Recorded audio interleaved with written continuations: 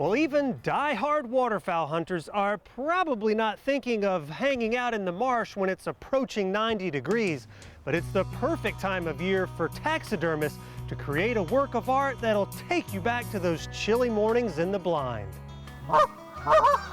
The excitement and anticipation of waiting for a group of birds to fly within range of your blind can only be matched by one thing: a call from your favorite taxidermist that your marshy memory is ready to be relived.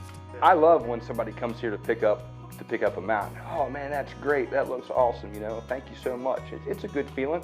That they're happy to pick that up and take it home and hang it up on their wall to admire for, well, hopefully forever. But in case you didn't already know, taxidermy is not something you pick up and start doing on a whim. This centuries-old art form can take years of skill honing and practice for hunters to trust you with their harvests. I started doing taxidermy about 11 years ago. Started as a hobby, just kind of had an eye for it, I guess, and worked with another gentleman that taught me everything, and him and I worked side by side for a year or two. And then I ended up building a shop of my own and did it as a part-time gig for 8 or 9 years, and then about 2 years ago I went full-time with it. I'm an avid waterfowl hunter, so it's kind of neat that I can make my living off of recreating those memories for people.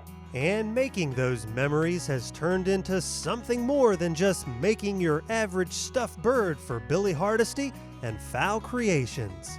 A duck mount is cool on a piece of driftwood, but when you can add a habitat scene and really, it just brings the whole thing together. It makes it really come to life.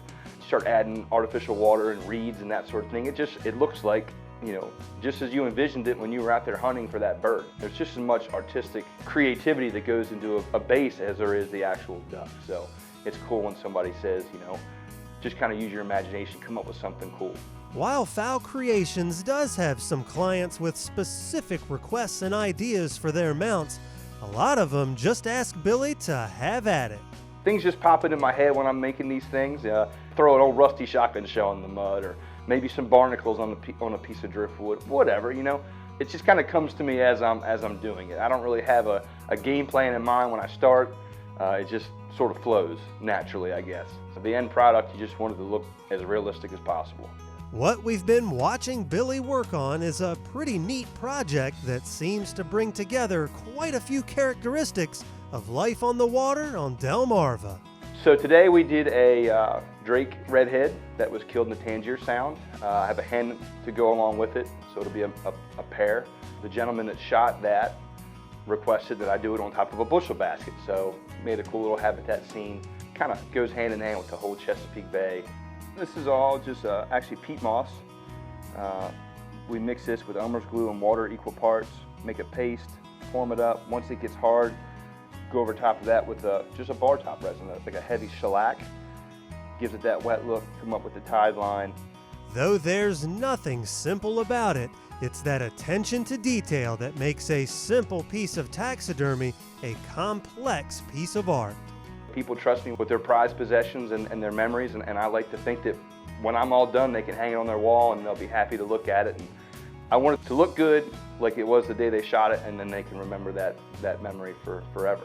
So remember, while you're outdoors enjoying summertime, your taxidermist is working hard to make sure those marshy memories last a lifetime.